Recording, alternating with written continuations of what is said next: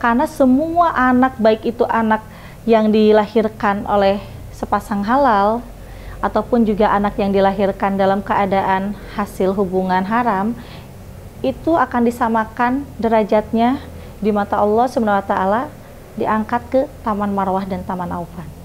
Ada nabi yang memang ditugaskan oleh Allah untuk mengasuh anak-anak kecil atau bayi yang meninggal di surga, di sebuah taman antara surga dan neraka.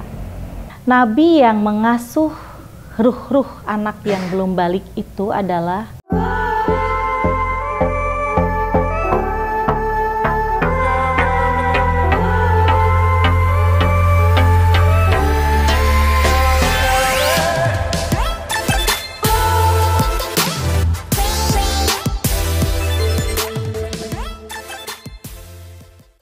Assalamualaikum warahmatullahi wabarakatuh. Jumpa lagi dengan saya Anggra Putri Tania.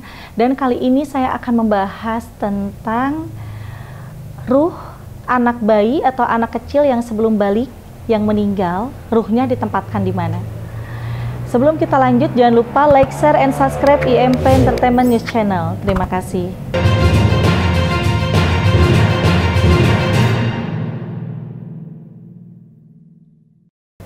Ya sahabat IMP, banyak sekali versi yang menanyakan tentang di mana keberadaan ruh anak kecil atau bayi yang meninggal. Belum ada dalil yang jelas yang beredar di zaman sekarang, karena di sini ada yang terlupakan di dalam kitab Asban Nabasan. Di dalam kitab tersebut itu pengarangnya adalah Muhammad Zulkifli.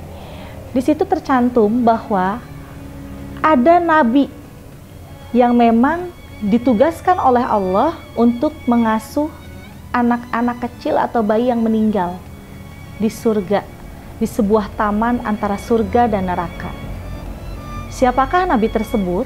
Di sini jarang sekali ada yang membahas.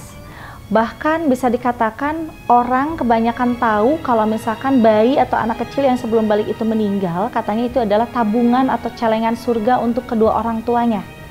Nah, di sini tercantum juga di dalam hadis Rasulullah SAW, tidak semua seperti itu.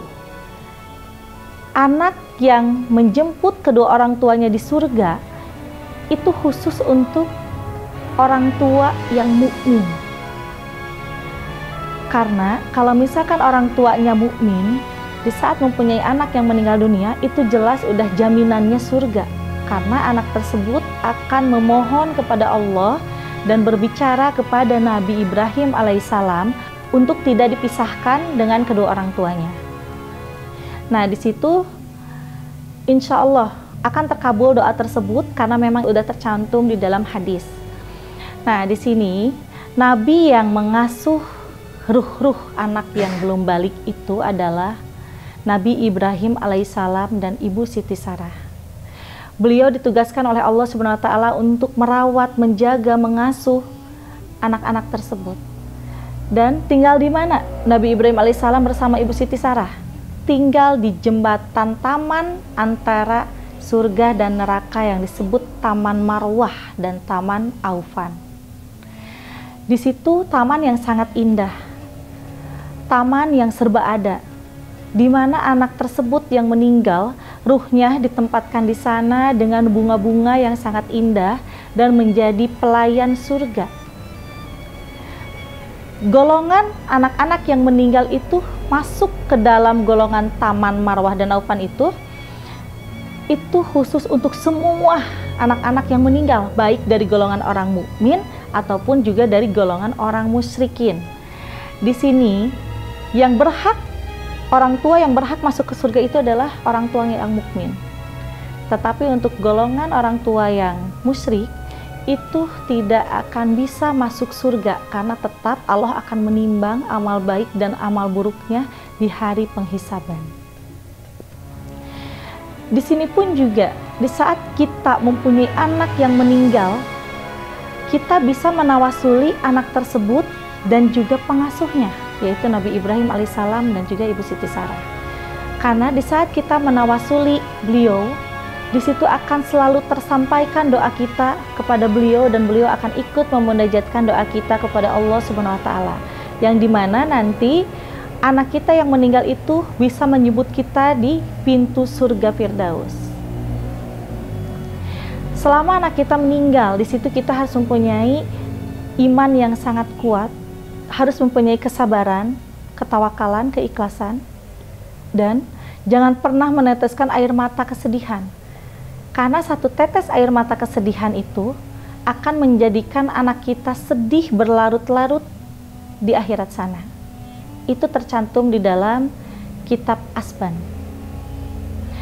Nah, di sini pun juga hadis riwayat Muslim mengatakan, bagi siapapun orang tua yang ditinggalkan oleh anaknya, dalam keadaan orang tua tersebut mukmin dan iman, itu akan mendapatkan kebahagiaan yang luar biasa yang tiada tara yang akan dirasakan di kemudian hari setelah 4 tahun anak tersebut meninggal.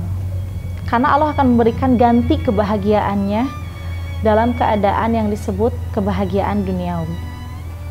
Jikalau kita melihat adanya sepasang orang tua yang ditinggalkan anaknya meninggal tetapi masih dalam berlarut-larut dalam kesedihan, berarti di situ perlu dipertanyakan, ada apa? Apakah ada satu tetes tangisan atau orang tersebut masuk ke dalam golongan kaum musyrikin?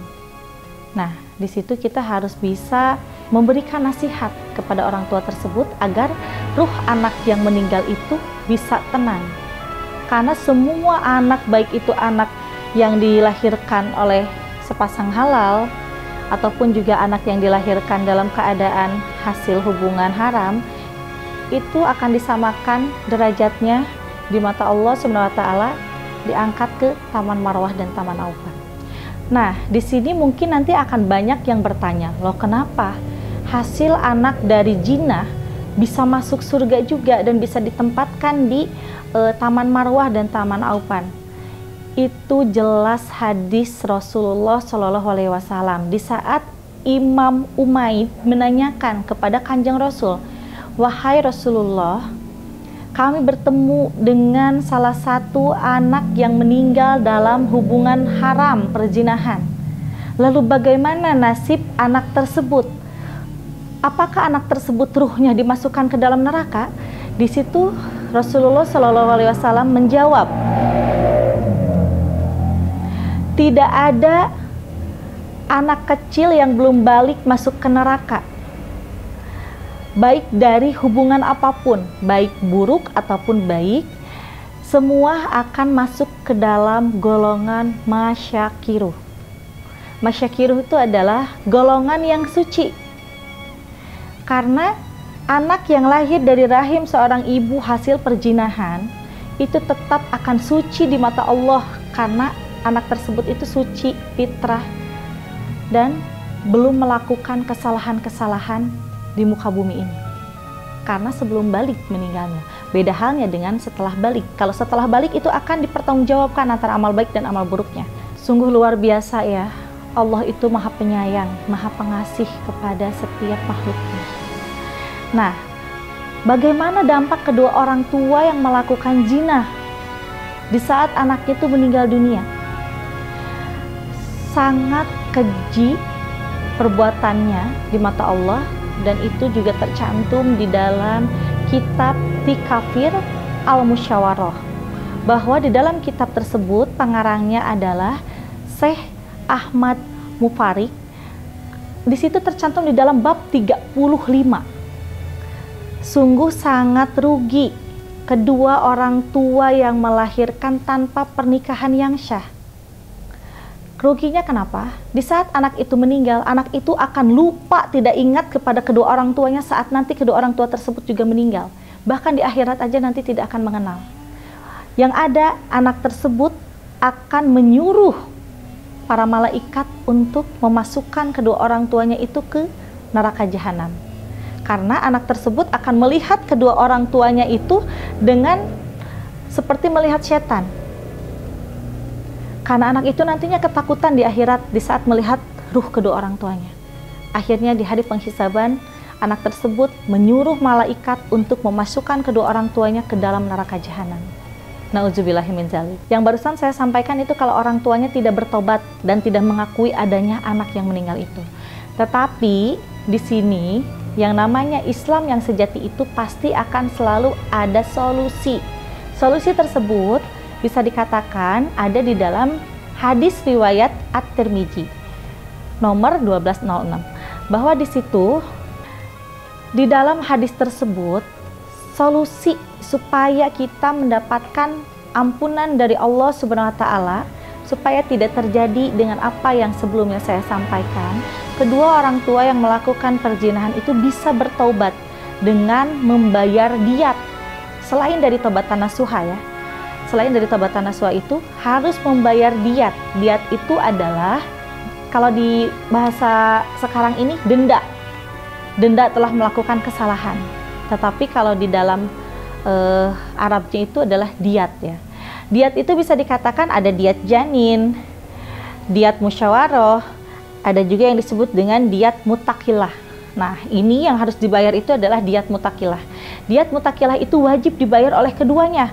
Walaupun kedua orang tua tersebut itu tidak terjadi menikah, contoh si ibunya itu udah nikah dengan orang lain, ataupun juga si bapaknya itu udah nikah dengan orang lain, itu wajib membayar. Karena kalau misalkan tidak membayar, janji Rasulullah SAW, kedua perbuatan orang tua tersebut tidak akan pernah mendapatkan ampunan dari Allah walaupun sudah melaksanakan taubatan nasuha. Karena diat itu sangat penting. Karena diat itu hak bagi penerimanya itu adalah dua pak. Dua paknya yang seperti apa? Diat mutakilah itu berhak didapatkan oleh dua pak jompo, berarti tua renta.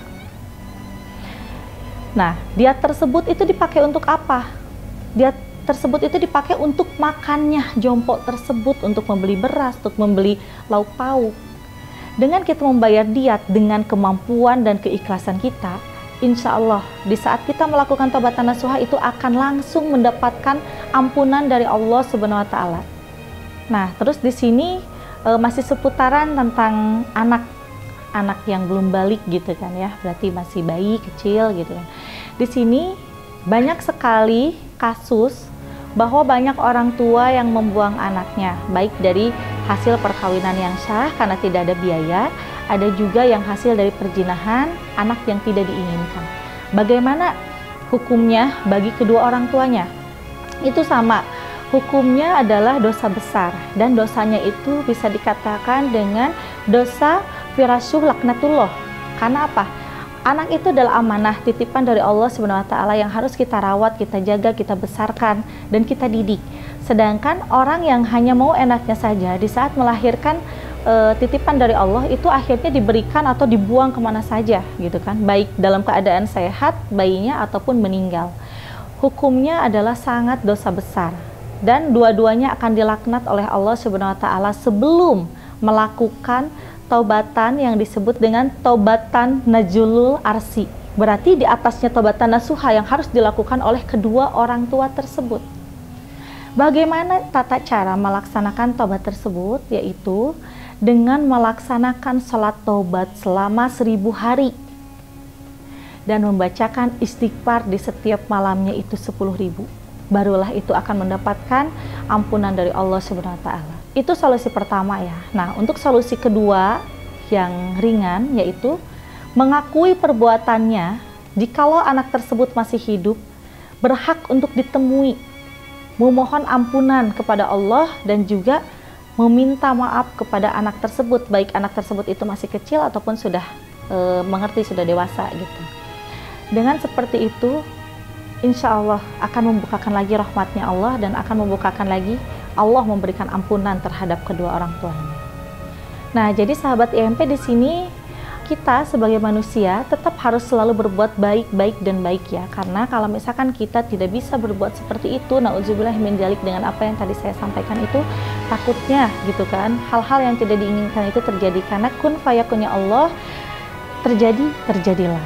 Nah, di situ kita harus bisa bijak menyikapi tentang hal-hal yang beredar, bahwa gak apa-apa anak meninggal dunia itu nanti kelak akan menjadi celengan kita. Jangan karena adanya dalil tersebut kita bebas semaunya kita mau melakukan dosa apa-apa, tenang aja udah ada celengan tabungan di akhirat. Nah itu nggak boleh. Tetap Allah itu menimbang amal baik dan amal buruk kita. Berarti intinya kita harus tetap mukmin dan iman. Saya pamit undur diri. Wassalamualaikum warahmatullahi wabarakatuh.